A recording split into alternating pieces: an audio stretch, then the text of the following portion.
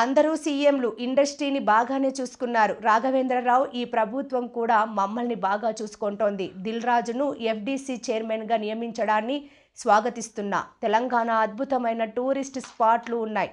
రాఘవేంద్రరావు గతంలో Chandrababu children's film festival హైదరాబాద్లో చేశారు. ఇప్పుడు కూడా ఇంటర్నేషనల్ ఫిల్మ్ ఫెస్టివల్ను హైదరాబాదులో నిర్వహించాలని కోరుతున్నాం.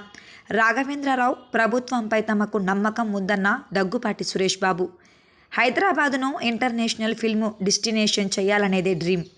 ప్రభుత్వ సాయంతోనే ఆ రోజుల్లో చెన్నై నుంచి ఇండస్ట్రీ హైదరాబాద్కు వచ్చింది సురేష్ బాబు. నెట్ఫ్లిక్స్, అమెజాన్ సహా అన్ని ఏజెన్సీలకు హైదరాబాద్ కేర్ ఆఫ్గా ఉండాలి.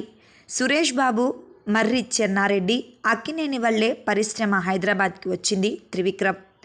ప్రభుత్వం టాలీవుడ్కి పూర్తి మద్దతుగా ఉంటుందని భరోసా ఇచ్చిన సీఎం సంధ్యా థియేటర్ ఘటనపై ఆవేదన వ్యక్తం చేశారు సీఎం.